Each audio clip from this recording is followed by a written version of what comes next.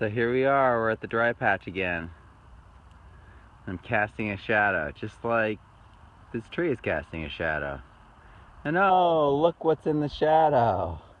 Look what's directly aligned with the shadow here. Our amaranth. Clever amaranth. This orange giant amaranth, this has not been watered.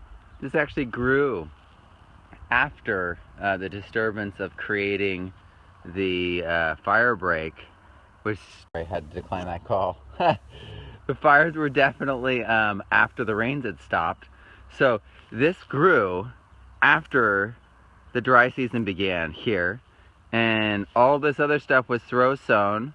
And if you've been following along, you know that this hasn't been watered in months and months. It was watered by this past early spring and winter's rains, and I just throw sow all these seeds all over here, and most of them are just sacrificial, right?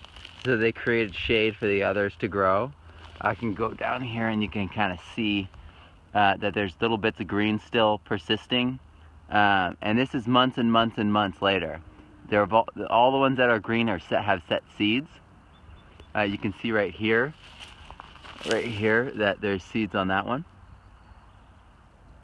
And then we've got this incredible growth happening right now. These amaranth seeds, yeah, I've got an egg with me.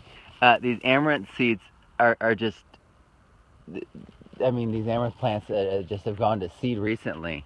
And they really are doing incredible things, but you can see that it's really the shade, the temperature differential that's making all the difference.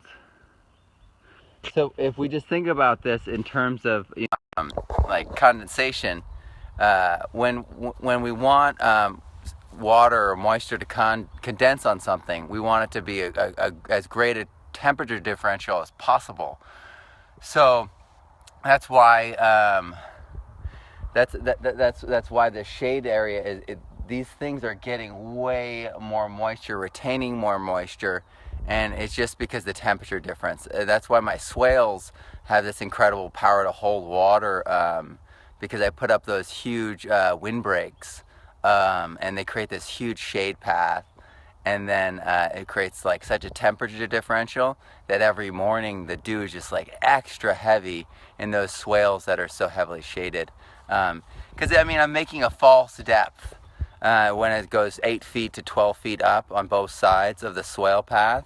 And then the swale goes deeper, you know what I mean? So it's creating this like false depth, and it creates a temperature differential.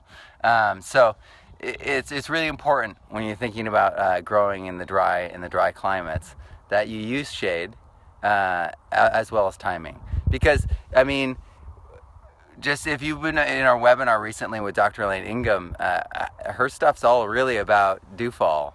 You know, in that talk, she's talking about how dewfall makes the difference, and that's temperature differentials.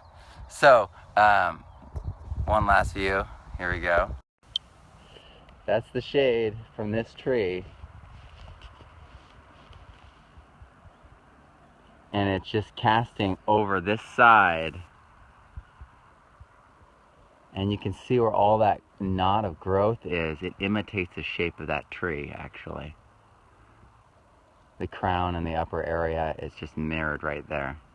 And then here, where there's no shade, incredible amounts of die-off rate. And then here, where it's around the car, around the vehicle, where there's shade, later in the day, you've got more growth. So it really just comes down to strategic use of shade.